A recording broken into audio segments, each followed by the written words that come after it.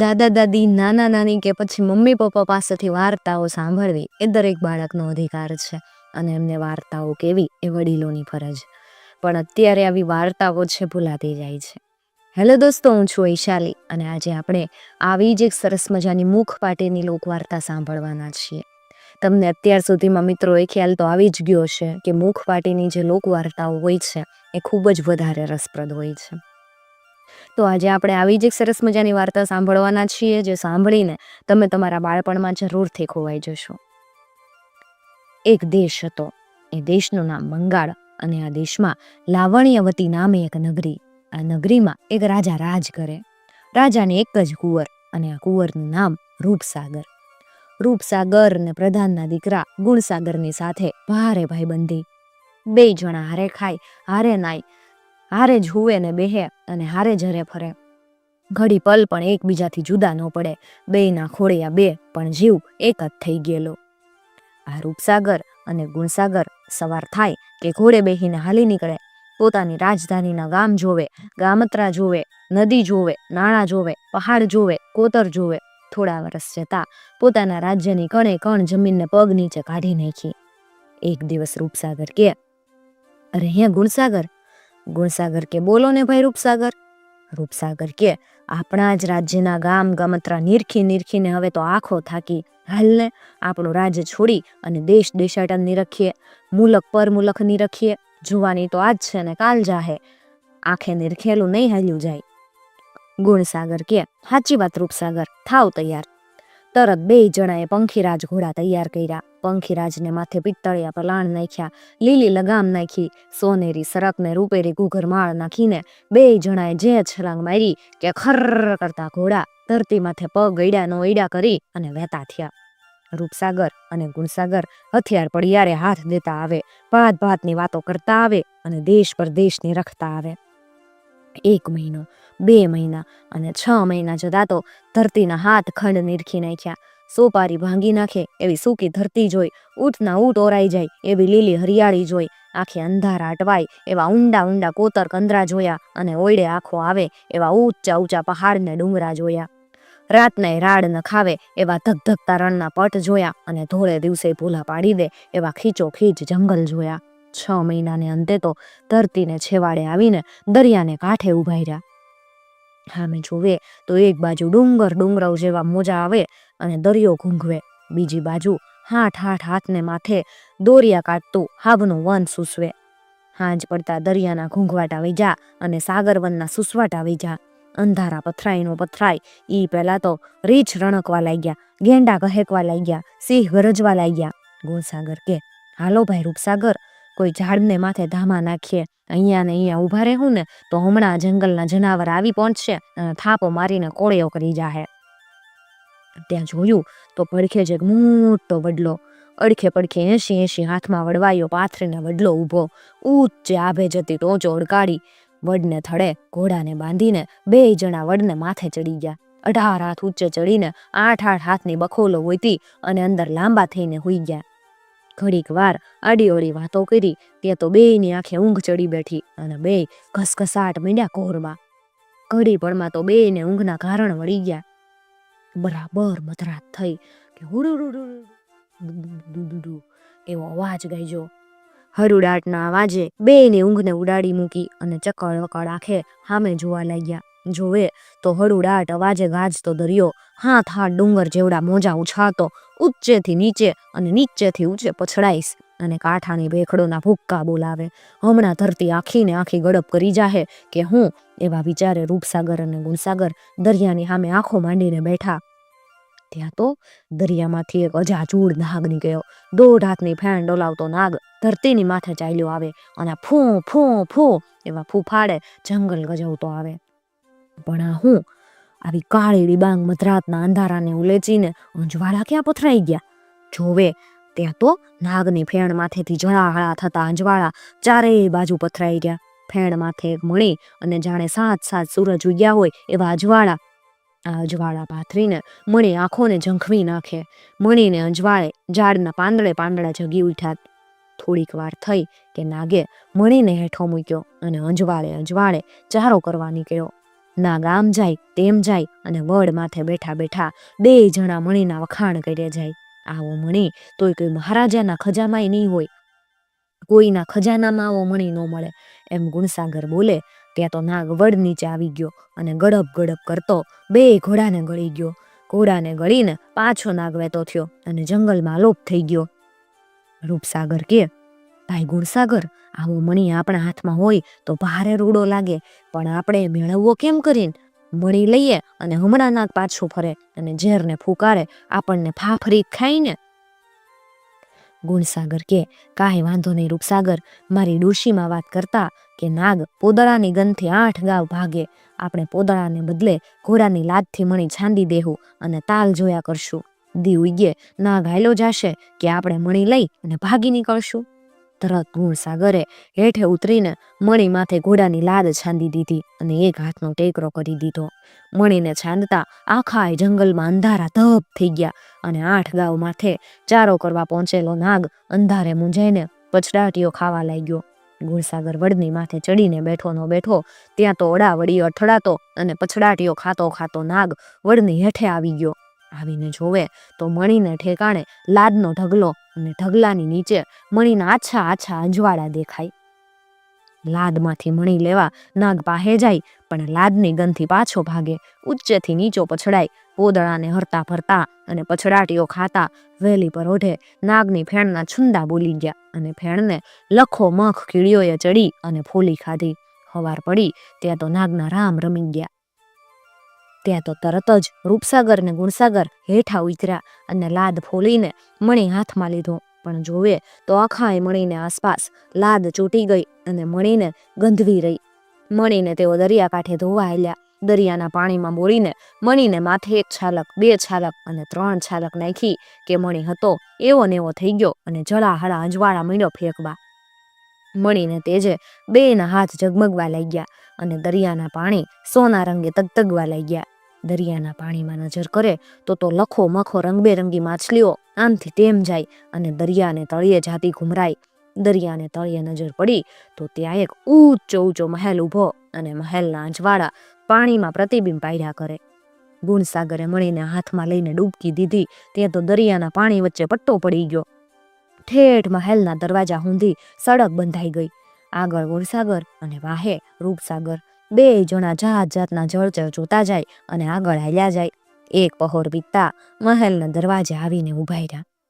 જોવે તો 1 જોજનના વિસ્તારમાં મહેલ ઊભો અને મહેલની અડખે પડખે ફૂલવાડી ફોરી રહી. ફૂલવાડીમાં ગુલાબ ને ગુલકણી, જાય જુઈ ને જસવંતી, ચંપો ચમેલી ને ચારુગંધા, બકુલ અને રજનીગંધાના તો વન ઊભા. ફૂલડાની ફોરમ લેતા બે જણા મહેલને દરવાજે આવીને જોવે તો મહેલને રૂપારી દિવાલ અને સોનેરી ગાર, મણી માણેકના કાંગરા અને પરવાળાના પાયા, મોતીના તોરણ લટકે ને હીરાના હાર ટાંગ્યા. કટ કટ કટ એમ પગથિયા ચડી અને રૂપસાગર ને ગુણસાગર મહેલના ઓડે ઓડા નીરખ્યા કરે, પણ કોઈ જીવનું જઈણું નજરે ન ચડે. 1, 2, 3 એમ 6 મજલા ચડીને હાથમે મજલે આવીને ઊભા ત્યાં તો વિશાળ ઓડાની વચ્ચોવચ હોનાનો છત્રી પલંગ ઢળ્યો અને પલંગની વચ્ચે રેશમી તળાઈમાં કોઈ 16 વરહની સુંદરી સૂતી. સુંદરીના અનોખા તેજે આખા ઓડાના અંજવાળા ઝગમગી ઉઠ્યા અને તેજના પડછાયા પાડી રહ્યા. રૂપસાગર અને ગુણસાગરે ઓડાના બારણામાં પગ દીધો ત્યાં તો સુંદરીએ પોતાની આંખો ઉઘાડી અને આ બે અજાણ્યા માનવીની સામે તારલા નોંધીને ઘડીક ભર નિરખી રહી.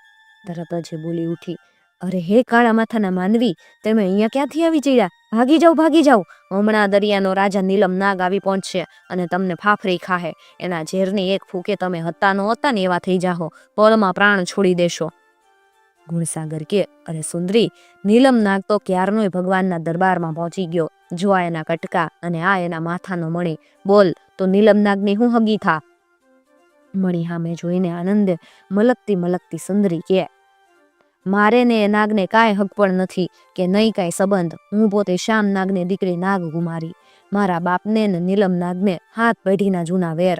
નીલમ નાગે દરિયાઈ દૈત્યની દોસ્તી કરી અને મારા બાપાને માર્યા, મારી માને મારી, અમારા રાજ રોળી ટોળી નાખ્યા અને મને લઈને આ દરિયામાં બેઠો. 12 વરસથી મને અહીંયા પૂરીને દિવસો કાઢે અને રાત પડે ચારો કરવા હાલ્યો જાય. 12 વર્ષથી બહારની દુનિયાના દર્શન આ આંખે નથી કર્યા કે કાળા માનવીને નથી જોયું. ધન્ય દીવયો કે તમે અહીં આવ્યા, મારા જેવી અભાગણીના નસીબ અંજવાડ્યા. હવે તમે મને છોડીને ક્યાંય ન જાતા. રૂપસાગર ને ગુણસાગર તો રોકાઈ ગયા. નાગકુમારી હોશે હોશે એમની આગતા સ્વાગતા મંડી કરવા. રોડી રોડી રસાઈઓ કરીને જમાડે, ભાત ભાતના ભોજન કરીને પીરસે. 7 દિવસ વીતતા તો રૂપસાગર અને નાગકુમારીના જીવ મળી ગયા. કેળના 4 થંભ રોપીને 4 ફેરા ફળી લીધા. રૂપસાગર અને નાગકુમારીના આનંદમાં દિવસો વીતે અને રંગરાગમાં રાત વીતે. ગુણસાગર ભાઈ ભાભીના સુખ સેન માટે ઓછો થઈ જાય.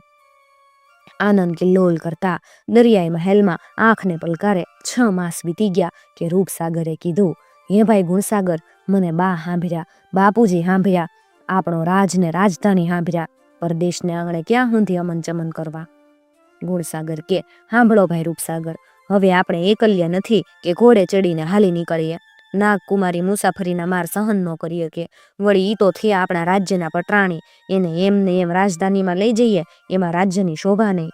માટે એમ કરો, હું અહીંથી ઘરે જાઉં, 6 મહિને રથ ઘોડાને હાથી પાલખી લઈ અને દરિયાને કાંઠે આવીને ઊભો રહું. આકલો કરું કે હોકારો દઈને બહાર આવજો, નાગકુમારીને લઈને આપણે દેશ હાલી નીકળશું.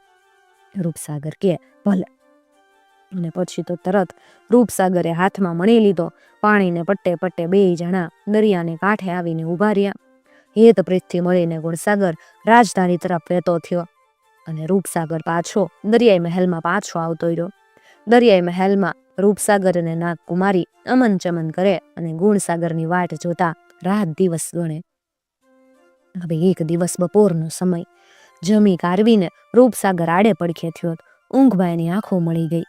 નાગકુમારી તો મહેલની અટારી એકલી બેઠી બેઠી ફૂલડાની ફોરમ લઈ રહી.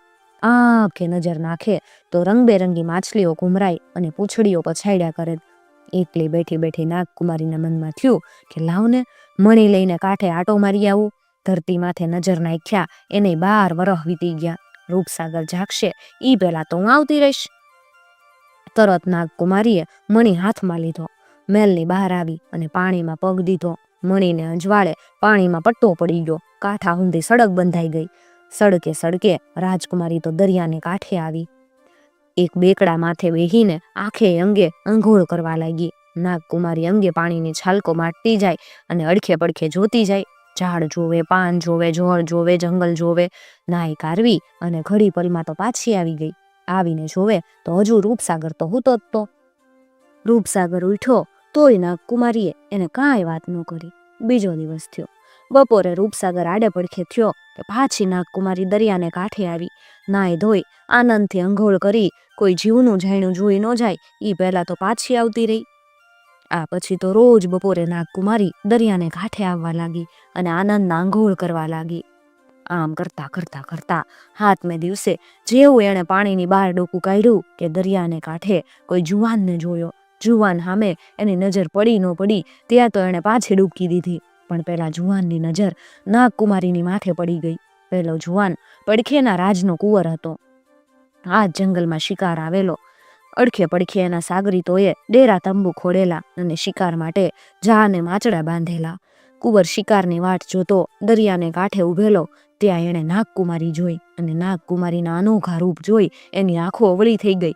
દરિયાના પાણીની સામે તાકતો કુંવર હજ્જર થઈને ઊભો રહી ગયો અને નાગકુમારીની વાટ જોવા લાગ્યો. 1 કલાક, 2 કલાક અને 3 કલાક થયા તોય નાગકુમારી પાછી ન ફરી. એટલે એ તો લવારે ચડી ગયો.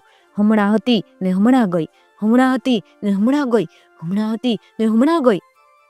પોર સુધી કુંવર પાછો ન ફર્યો. એટલે એને ગોતતા ગોતતા માણસો દરિયાને કાંઠે આવી ગયા.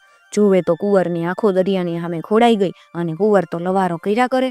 હમણાં હતી ને હમણાં ગઈ, હમણાં હતી ને હમણાં ગઈ, હમણાં હતી ને હમણાં ગઈ.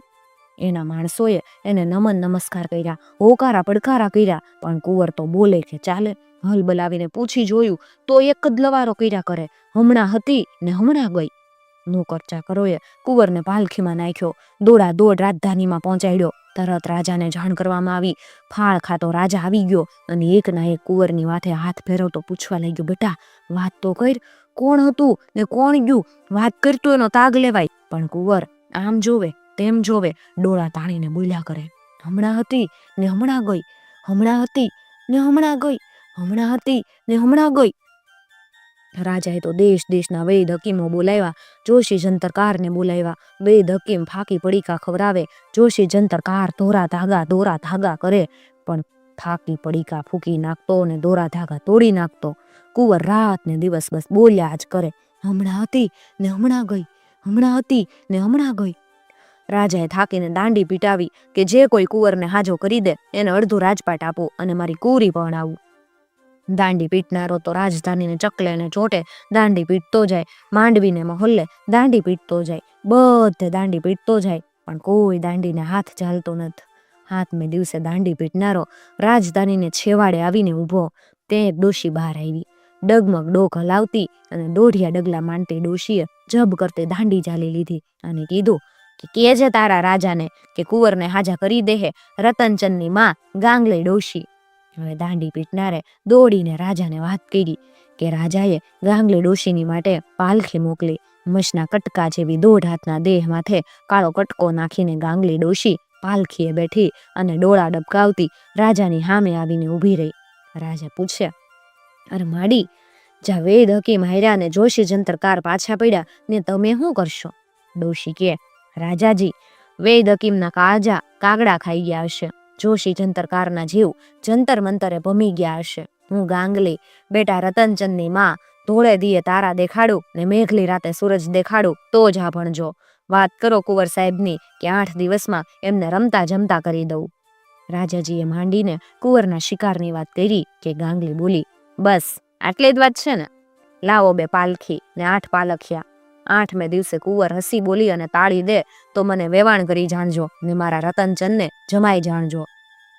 તરત 2 પાલખી અને 8 પાલખિયા લઈ અને ગાંગલી તો જંગલમાં આવી. પાલખિયાને હાથે દરિયા કાંઠે ઝૂંપડી બંધાવી ને પોતે ઝૂંપડીમાં બેહી ગઈ. પાલખિયાને કે, તમે બેહજો ઝાડની ટચલી ટોચે, હોકારો કરું કે હળી દેતા આવી પહોંચ્યો. મોઢા બેડ્યા તો કાગડા કરીને ઉડાડી મેલીશ, કરા કરતા જિંદગાની જાહે તમારી, સમજી ગયા ને? ગાંગલી તો ઝૂંપડીમાં બેઠી ને ઝાખરાની આડશે અડખે પડખે આંખો ફેરવા કરે. આ બાજુ નાગકુમારીનું શું થયું? એને માથે તો કુંવરની નજર પડી ગઈ કે એને ડૂબકી મારી ને દરિયાઈ મહેલે આવતી રહી. ફરી પાછી એને દરિયા કાંઠે આમવાની હામ ન આવેલી. પણ 1 દિવસ 2 દિવસ 3 દિવસ એમ કરતા 13 દિવસ થઈ ગયા. એને એક ધારીતા મૂંઝવવા લાગી. ગમે એમ તોય ઈ તો સ્ત્રીની જાતને નવીનતા ગમે. 14મે દિવસે જેવો રૂપસાગર બપોરે આડે પડખે થયો કે મણી લઈ અને તો હાલી નીકળી. ઘડી પળમાં દરિયાને કાંઠે આવી અને બેકડે બેહી અને આનંદના અંઘોળ કરવા લાગી.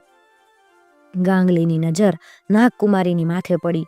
એ હળવે હળવે ઝૂંપડીની બહાર આવી, દરિયા કાંઠે આવીને બોલવા લાગી, અરે બેટા, તારી ફૂલ જેવી કન્યા, તારી ફૂલ જેવી કાયા ને રંભા જેવા તો રૂપ, તારે હાથે નાવું પડે ઈ તો તારી કાયા કરમાઈ જાય ને રૂપ રોળાઈ જાય. ઘોળી જાવ રે તારા માથે તો હું. અર બટા, મારા હાથ હું કામમાં આવવાના? લાય બટા, તને મારે હાથે નવરાવું ને અંગનો મેલ ઉતારી દઉં. આવા મીઠા વેણ બોલતી અને ઢીમા ડગલા ભરતી ગાંગલી તો નાગકુમારીની પાસે આવીને બેહી ગઈ.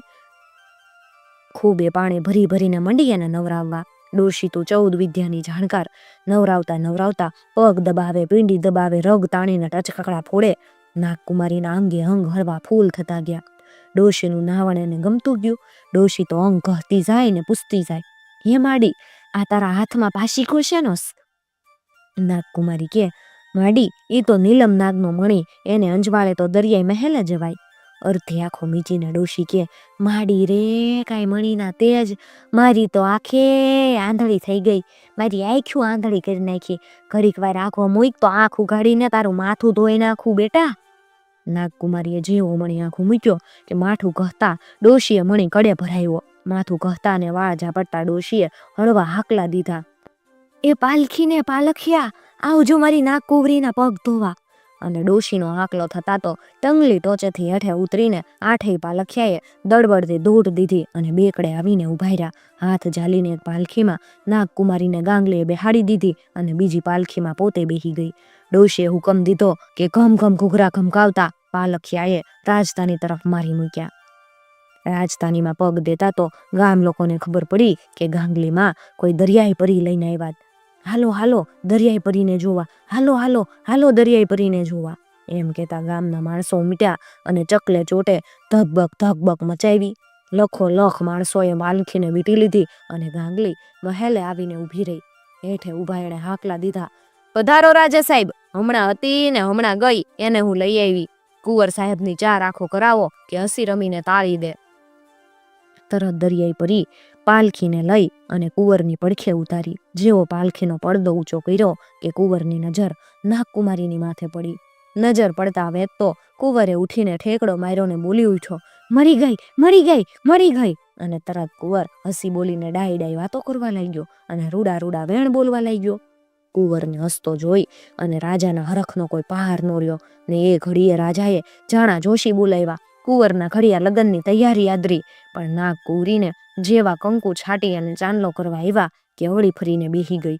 રાજા કેરે દરિયાઈ પરી, તું અવળી ફરીને ખા બેહે? મારા 1800 જોજનમાં મારું નામ બોલાય, મારું રાજ બોલાય, 1800 જોજનમાં આણ વર્તાય. આવા રાજની પટરાણીના માન તને ઓછા પડ્યા? નાગકુમારી કે, મારા આગલા ધણીના મારે અખંડ વ્રત, એ વ્રત 1 વર્ષે ઉજવું ને પછી હસી બોલીને તમારા કુંવરને ભણું. ઈ પહેલા તો મારું નામ ન લ્યો, નહીતર જો મારું નામ લેશો ને તોય હું જીભ કડીને મરી જઈશ. રાજાએ કુંવરની સામે નજર નાખી. કુંવર કે ભલે ને, 1 વરહ તો 1 વરહ, ઉતાવળ કરીને મારે ફરીથી હાથ ન કહવા. તરત નાગકુમારીએ માટે અલાયદો મહેલ કાઢી આપ્યો. મહેલને દોરીએ દરવાજે પહેરા બેહાડી દીધા અને ચારેય બાજુ ચોકિયાત ગોઠવી દીધા. નાગકુમારીની તૈનાતમાં ગાંગલે ડોશીને મૂકી દીધી.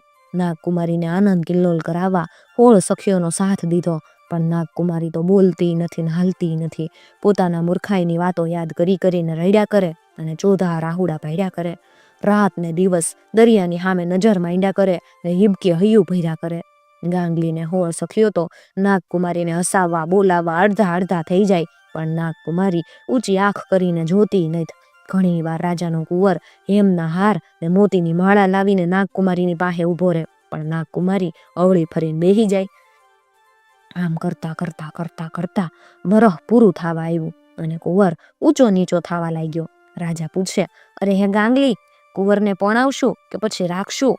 ગાંગલી કે, રાજાજી, વરહ પૂરું થયે પરણાવી દ્યો ને. 2 દિવસ નાગકુમારી રડીને રોઈ લે હે, પણ પછી ગમે તોય એ અસ્ત્રીની જાત કહેવાય, સંસારમાં મન મળી જાહે અને એ તો આનંદ કિલ્લોલ મળશે કરવા. ફરીથી રાજાએ તો જાણા જોશીને બોલાવ્યા. લગ્નના રૂડા મુહૂર્ત લીધા. શહેરને બગીચે તંબુ તાણ્યા ને દરવાજે નગાર ખાના મૂક્યા. શેરીએ ચોટે દારૂ ખાના બાંધ્યા અને ઘરે મીઠાઈના કડા ચડાવ્યા. રાત ને દિવસ લગ્નની ધમધોકાર તૈયારીઓ આદરી. આખું ગામ રંગે ચંગે તૈયારીઓ કરે, આનંદ કિલ્લોલે કલબલાટ મચાવે.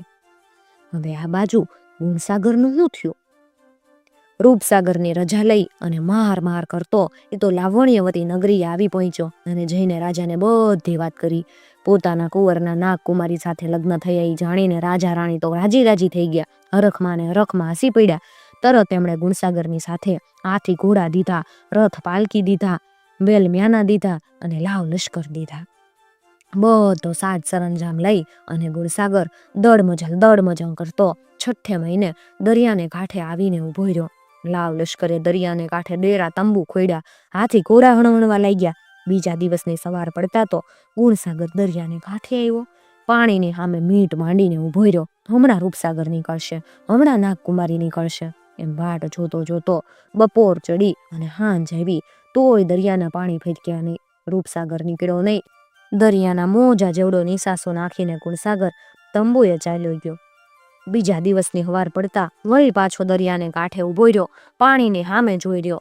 દરિયો ઘૂંઘોયવા કરે, મોજા પછડાયા કરે, પણ રૂપસાગર કે નાગકુમારી કોઈ દેખાય નહીં. થાકીને ગુણસાગરે હાકલા દીધા, એ ભાઈ રૂપસાગર, એ ભાભી નાગકુમારી, હાલો, હું ગુણસાગર હામઈ આવ્યો, હાલો આપણે દેશ જઈએ. પણ જવાબ કોણ દે? એના એકલા બોલ દરિયાના પટની માથે વેરાઈ ગયા. નિસાસો નાખીને ગુણસાગર પાછો ફર્યો. તંબુએ આવીને ઊંઘવીના તળાઈમાં અડતો ગુણસાગર વિચારે કે શું થયું હશે રૂપસાગરનું અને શું થયું હશે નાગકુમારીનું. નીલમ નાગના કોઈ ભાઈબંધ નાગે એમને મારી નાખ્યા હશે કે મણી ખોવાઈ ગયો હશે. દરિયાને કાંઠે આવતા એમને કોઈ પકડી ગયું હશે કે જંગલના માર્ગે ભૂલા પડી ગયા હશે. હવારે તો ગુણસાગરે હાથી ઘોડા રથ મ્યાન લાવ લશ્કર લાવણ્યવતી પાછા જવાનો હુકમ કર્યો.